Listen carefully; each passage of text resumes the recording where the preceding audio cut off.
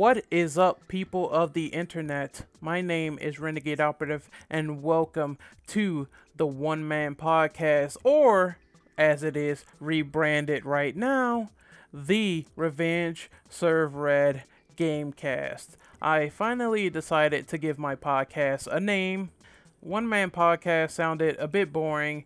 This still is a one-man podcast format, but the name is Revenge Serve Red Gamecast. So let's get into it. We have the first topic of today. Who won E3? Well, I don't think anyone really blew me away this year. I think that E3 overall in 2017 was a massive disappointment. Supposedly Sony held back games. They didn't show a lot of things that really caught my attention other than The Evil Within and Wolfenstein 2: A New Colossus. Shadow of the Colossus looked awesome, and I think they showed some stuff with Spider-Man that really made me want to buy that game automatically. Now, the problem with E3 was it was lackluster. Pretty much they showed all this stuff and it felt like there was all flash and not really enough substance. Who won E3? I still don't think it's Nintendo. Let me explain. While I think that Metroid Prime 4 is a hype announcement, I can't get hyped off a JPEG image. People, stop. When did we get to that point where a JPEG image wins E3? There's a random assortment of games there, first party mostly, because we know that Nintendo, they barely have third party support. They're just getting Rocket League. Rocket League has been out for like a couple of years now. I'm pretty sure it's been out for a long time, and the Switch is now getting it. Nintendo still has the third party support issue, and it's not helping them getting like 2 or 3 games. And I don't think that one unannounced first party title that we seen no gameplay of, that we seen nothing about other than some text, and people think Nintendo won because of this. No, I have to disagree with the general consensus. I think every press conference at E3 this year was not solid consistently. But I will say that I think Sony had the right idea. We don't want to see talking heads on stage for way too long. We don't want to see gameplay presentations off cam. We don't want to see fucking JPEG announcements.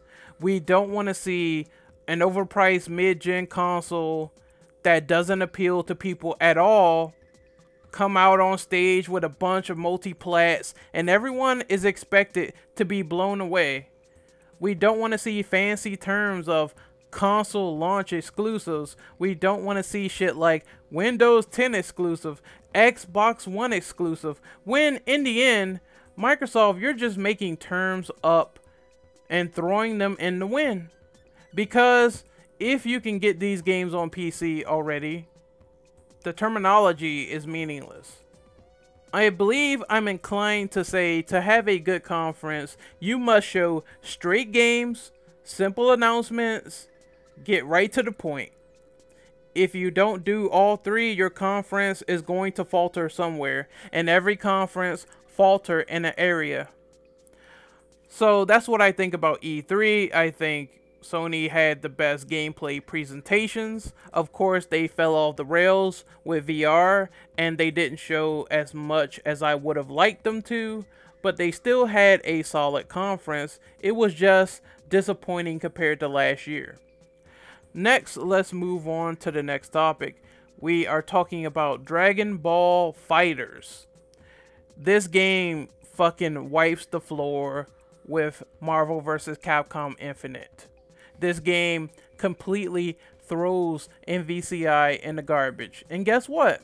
It's only 20% done. For what they had on display for Dragon Ball FighterZ, I enjoyed it.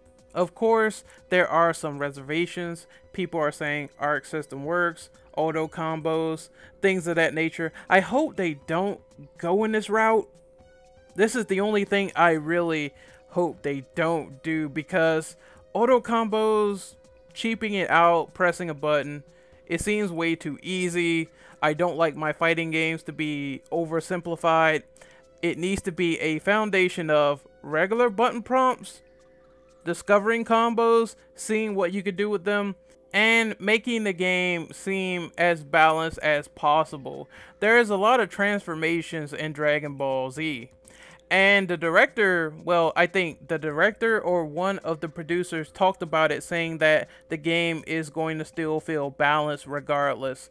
So I'm looking forward to it. I hope the game plays well.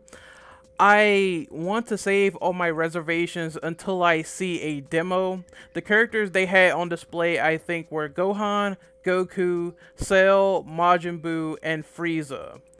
I think the director also said that they are assembling a dream team of fighters, so that's why the game is 3v3. Now, I guess if I had a wish list, of course Trunks is going to be in the game, let's be honest. That man is going to be in the game. If he is not, I will rage, but of course, Trunks is a mainstay.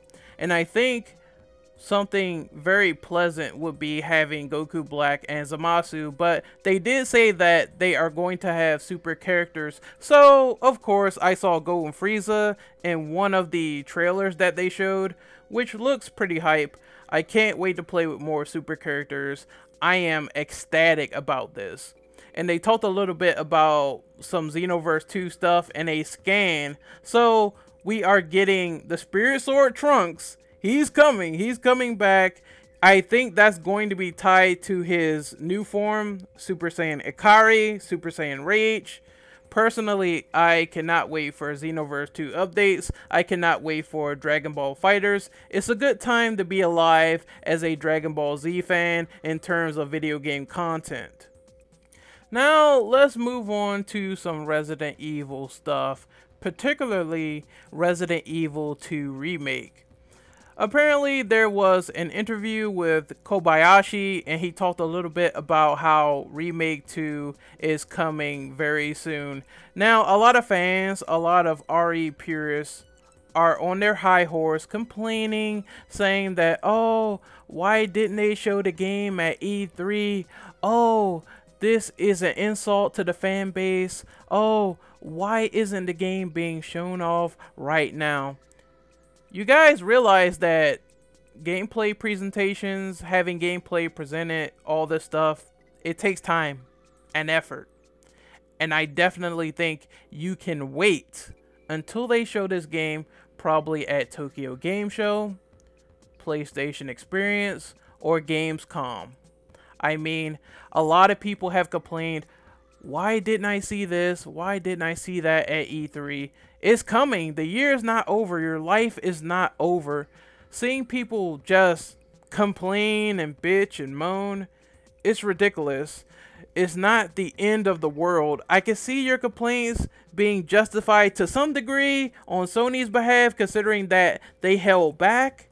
However, when it comes to saying, oh, fuck E3, I'm not going to watch it next year, you're going to watch it. You're going to be there next year. You're going to be right there because people are hypocritical. They will watch E3 next year if they see their favorite game announced, and everything they said last year will all magically go away. Stop the hypocrisy. Resident Evil 2 Remake, honestly, I am very, very cautiously optimistic about it. They do have the remake team developing the game that worked on the HD ports. However, it's a video game remake, so Resident Evil 2 Remake has some big shoes to fill. This is one of the best games possibly ever made on the PS1 era. This game has a lot of potential, and it has a lot of downfall that could happen if Capcom doesn't make this perfect. And Capcom hasn't been nigh perfect since the golden age of the PS1 and the PS2.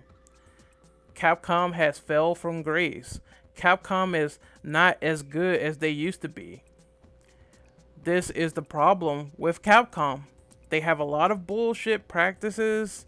Their games are just average when it comes to quality, And I don't want that same half-ass effort put into Remake 2. If you're going to do a remake, do it like Shinji Mikami did. Put all your effort into it and make it a completely revolutionized experience of a classic game. New levels, new enemies. I said this before in the past, time and time again. Now, when we do see a trailer, there's going to be nitpicking. There's going to be people over-analyzing. And there might be people completely okay with what they see. I think for the most part, they need to balance out all the criticisms that Capcom had in the past with bad practices. Don't put it in this game. Go ahead and make this game feel reminiscent to the remake as much as possible while adding in new elements and putting together this cohesion when it comes to the overall story. Like Remake 1 did. They completely spliced in the Code Veronica elements. Give me something extra to look forward to. Make it feel conventional. Take your time and don't rush. And I think people don't understand. A developer rushing a project with so much hype behind it is destined for failure. A director that isn't giving the effort into a project that is a big remake and there's a lot of time behind it and they just slack off is destined for failure. They have to get it right. They really have to. Let's talk about this Alice in Court news because a lot of people have been talking about it. It's publicized now. Alice in Court is not voicing Claire Redfield. And automatically, that's a L, man. Capcom held that loaf because they decided not to go union with Claire's actor. They decided to go non-union because it's efficient for them.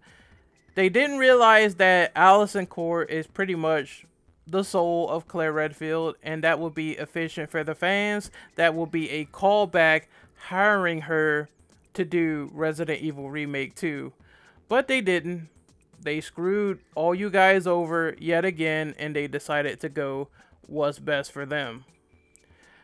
Granted, we don't know how this new actor sounds, but I guarantee it probably might be Ali Hills. She did the voice for Claire Redfield in Revelations 2. I mean, she lives relatively close to Capcom Studios in LA, I think. I think she is a LA resident, so it's efficient for them. And that really, really sucks to hear that. Because I was looking forward to hearing the essence of Claire once again in this game. But I guess you can't have everything, right? But it really fucking still sucks. Let's move on to the next topic here. This next bit of news is interesting.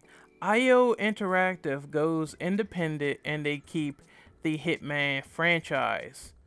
This is amazing news and very uncommon because it's like, I thought Square Enix was going to be greedy. I thought they were going to keep the rights and shell off IO Interactive somewhere to the Himalayas, because you don't naturally hear a franchise branching off and maintaining the games that other people pretty much published. It's very uncommon to see this. I'm very happy for IO Interactive because Hitman is one of my favorite franchises of all time.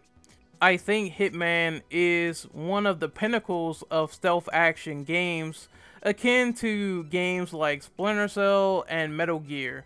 I think Hitman, Splinter Cell, Metal Gear, these games are cream of the crop when it comes to the stealth action genre. So hearing that IO can keep Hitman is a pleasant surprise. I want to see what else they can do with it under this new independence that they have with the new independent studio. Now, it makes me wonder, will they be able to get some of their old IPs back like Kane and Lynch, even though Kane and Lynch isn't really that great. I like the first one, but the second one can go fuck off in a fire somewhere. So it makes me wonder, will Square Enix still be generous enough to pawn back some of the old IPs that IO Interactive worked on if requested? I don't know, but one thing is for sure, I think the Hitman franchise is locked and secure at IO Interactive because I don't see anyone else, especially Square Enix, doing anything with the franchise if they got their hands on it solely. I think that Square Enix is at this point where they are working on so many games that require a long production cycle, they just don't have time for anything else. And it really seems that way to me. I mean, look at Kingdom Hearts. Look at Final Fantasy, the remake for 7. Look how long that's taking, man. It's fucking absurd. They're bleeding money probably on these projects. And it's like they have to cut the fat. And unfortunately, it seems like IO Interactive was one of those monumental pieces that had to go. I am glad they are independent. I'm glad they have the opportunity to enjoy their experiences with Hitman even further into the future, and I hope the next Hitman game really is a leg up and reinvents the series, because the series really needs a new step in the right direction. It really needs to make a foothold in the gaming industry and do something completely unique to the stealth action genre that we haven't seen yet before, because Hitman, while the new Hitman is fun, it feels like some of the old same mechanics borrow over from the previous Hitman games that came out. I think Hitman, while fun, needs a new injection of life, and I guess this legal battle ending, this battle ending of if IO Interactive is going to get shelved or not, is finally over, and at least the Hitman future is secure. Next, we're going to move on to the next topic here, so let me pull up my document. So here we have a retro segment. I will be talking about my experiences with older generation consoles. And the question is, what are my thoughts on the Sega Dreamcast? The Sega Dreamcast I did play back then. I used to primarily own a PlayStation 1, but the Sega Dreamcast was the first step up that I saw. I really didn't get into the PS2 until late in the game because I think back then the PS2 was hyper expensive. So I played the Dreamcast. My first game was, I think, either Soul Calibur or Shenmue. Back then, the graphics blew me away. It was quite like something I'd never seen before, especially playing Shenmue. In Shenmue, I could walk around, talk to people, get different responses, see people live out their everyday life. It felt like real life. It felt like an evolution of what video games could be. And I was really impressed because it was something that I never really seen done before on the PlayStation 1. So the other games that they had were Soul Calibur. I love me some Soul Calibur. I thought Soul Calibur 1 was amazing. I played some stuff like Code Veronica. I thought that game was also lit. Some other first party titles like Crazy Taxi. Crazy Taxi! And you have this crazy arcade style like racer where you pick people up and you go to the destination and you drop them off and you're timed, and I thought that was pretty, I thought that was fun. It's all in good fun. That was really fucking fun and simplistic back then. And then we got to a point where real shit was coming out, like, Project Justice, the sequel to Rival Schools. Whew, I used to play that game for hours, man. You have no idea. KOF 99 Dream Match 2. I used to play that shit non-stop. And then we just get to another point where the games just sort of died off. Everyone started getting the PlayStation 2. PS2 was admittedly the new hotness, and I think when they made that sale where they cut the price, I think it was like $3.49 back then for me, and then they cut it to like $2.99. I think that's when I picked it up, and I was readily impressed by the PS2. The PS2 just had a greater library, and the Dreamcast didn't have a chance. But I think the Dreamcast still has some quality content on its own right.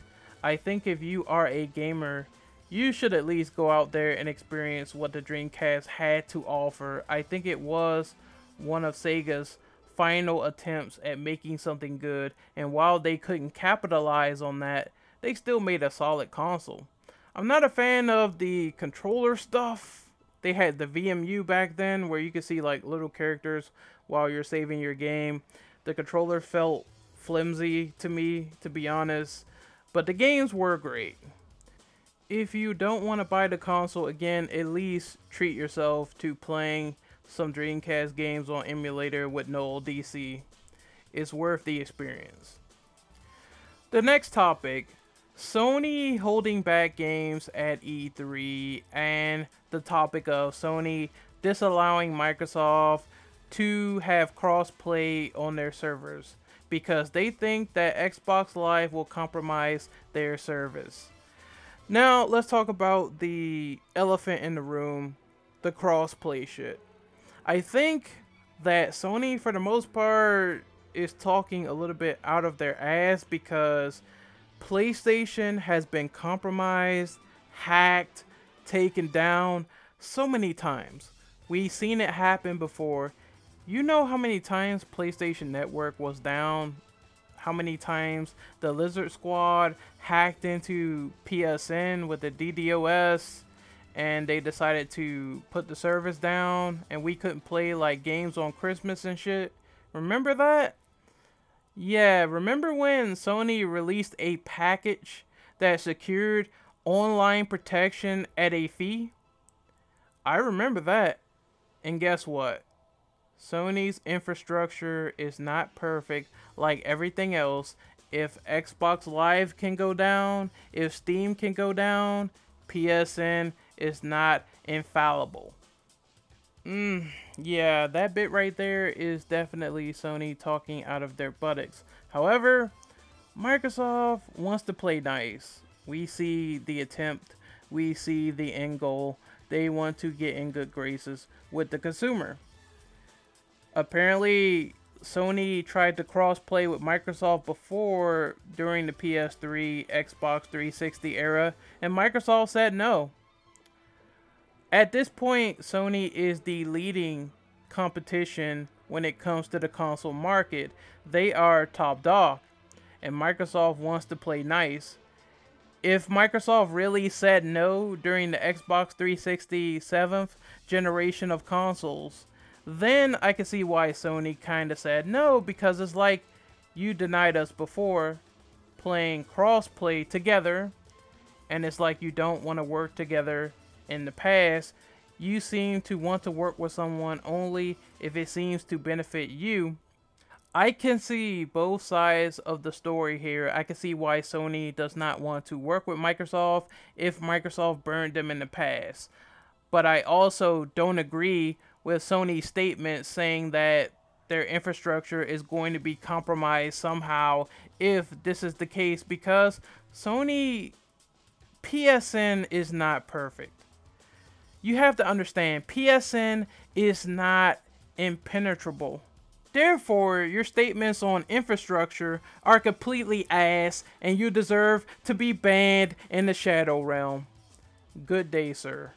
Overall, I think the goal here is that the gamers really want crossplay to be the wave of the future. People have other consoles. People want to play with their friends. Their other friends might not own the consoles they own. Some people might be strictly PC. Some people might be strictly Xbox. Some people might be strictly Nintendo or PlayStation. And we cannot play together. It's time to break down the barrier and think about the future. The future of playing together online. And crossplay is the only way we are going to unite. Last topic of today is going to end in stupidity. It's going to end in stupidity because we have Phil Spencer back at it again with the idiocy. Phil Spencer has been saying a lot of dumb quotes. He's on a roll. That man is in the fast lane when it comes to being dumb because he's been saying so much outlandish garbage over and over. Now, Uncle Phil, I know it really hurts that no one is going to be on board with the Xbox One X. That is rational. I understand that. I understand you're hurt. You're in your fifis right now. You're in your feelings. But now is not the time to lose the ball constantly after it has been passed to you. He's been saying so much outlandish stuff like most gamers don't care about 60 FPS. Now, granted, there is some truth there. Most console gamers that are stuck at playing at a certain frame rate and they cannot optimize it like they can on PC, yeah, maybe they don't care.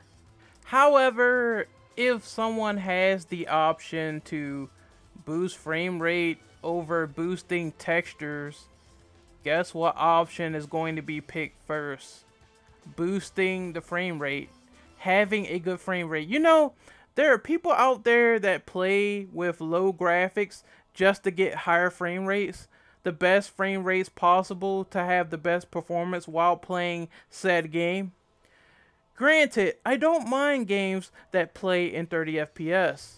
I don't mind playing a stable 30 FPS game, because what matters the most is that game not dropping below 30 FPS for me. I cannot play something that drops frames like a motherfucker.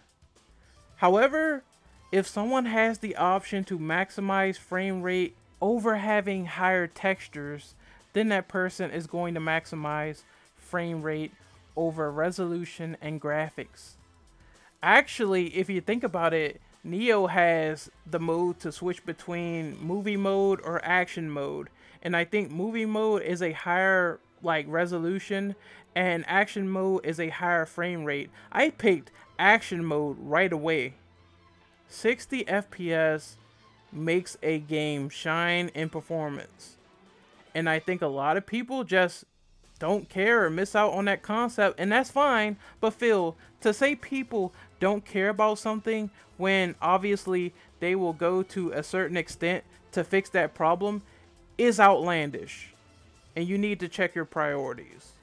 Now, he said more stupid stuff like, oh, Scalebound's hype is what ultimately caused its downfall. Hypothetically speaking, just imagine if Scalebound was a massive success. Wouldn't Microsoft be celebrating to the sun? Wouldn't they be praising Scalebound? Wouldn't they be very, very happy with the result if Scalebound sold well? So that means that wouldn't hype be a good thing if that was the case? Think about this outside of the box. Microsoft, if you read between the lines, they've been pushing out this project prematurely. Scalebound wasn't even supposed to be at Gamescom, but they wanted it on stage and Hideki Kamiya got fucking pissed. He was like, is Microsoft fucking with me? I think they're fucking with me. Yeah, they're fucking with me. Totally fucking with me. And that's not a good decision. I think both parties just weren't satisfied, and thus everything fell apart from there. But pretty much everybody I talked to, they were looking forward to Scalebound and they canceled it. Cancellations are never a good sign. It means business relationships faltered. It means that a game that we could possibly be playing is not coming anymore. Can games be overhyped? Can games be overrated? Yes, I don't like Overwatch. I don't like Overwatch at all. Therefore, I think it's overrated. But saying that Scalebound had way too much hype and that was the crux of the issue, I guess we'll never know because that game is canceled. Oops. Sorry, Phil. You struck out again. And last but not least, we have the final quote from Mr. Phil Spencer here. Xbox backwards compatibility can help with the uncertain future of single-player games. Why is this man trying to be a King Tut prophet? Why is he trying to prophesize about shit that has not happened yet? Single-player games aren't going anywhere.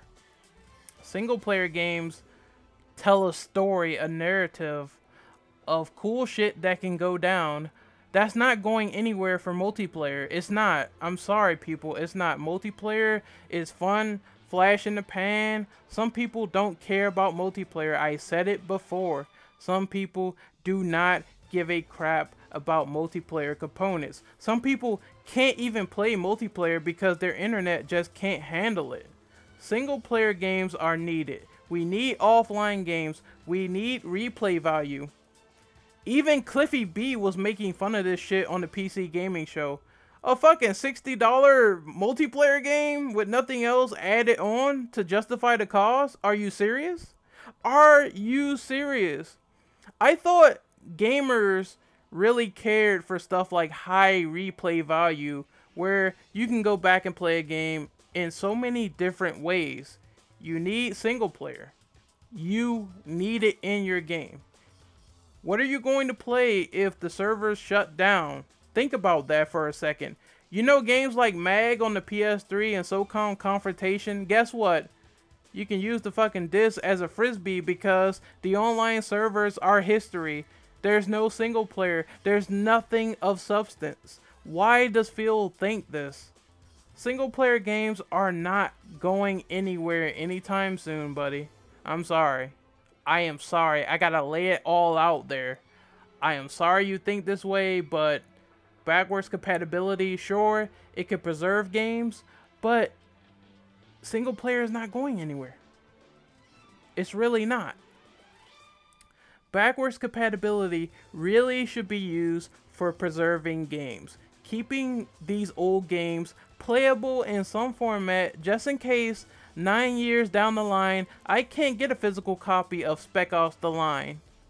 You know, I just can't get it because there's no copies. They're rare, too expensive. That should have been your point, but you want to bring up the single player stuff again. I think in the end you really lost the plot. You're not understanding what you're saying anymore, and your statements are starting to become just as bad as Don Matrick. Check yourself and stop wrecking yourself. This is Renegade Operative signing off. You can find me on Twitter at RenOperative_. You can find me on YouTube right here at Renegade Operative. You can find me sometimes on Twitch at Renegade_Operative. I will be uploading this podcast. I will be working with the TCP. Well, I keep saying the TCP. I keep making that mistake. Now we are the IAS. That's weird to say like 3 times fast. IAS, IAS. Now we are the TIAS. I guess that's better to say. The Infinite Ammo Syndicate. I like the name. I enjoy it. I will be working on a podcast for more E3 shenanigans with them. I will be eventually closing out content. I have announced a hiatus sometime in July, so I won't be back for content until Gamescom rolls around. My group podcast content will also continue, I guess. Maybe it will continue on and do content in July, but for the most part, I will not be involved in content until August. So I think I pretty much need a vacation. I gave you guys a lot of content. I really hope you enjoy it, but I need a break. I need to come back and experience the shenanigans at a later date. But I hope you enjoyed this podcast. I had a lot of fun making the one-man podcast. I had a lot of fun talking to people in my live streams. It's been an experience. I'm taking a break. I hope you really enjoyed the content that we have for the rest of June, and I will see you guys later. Peace out.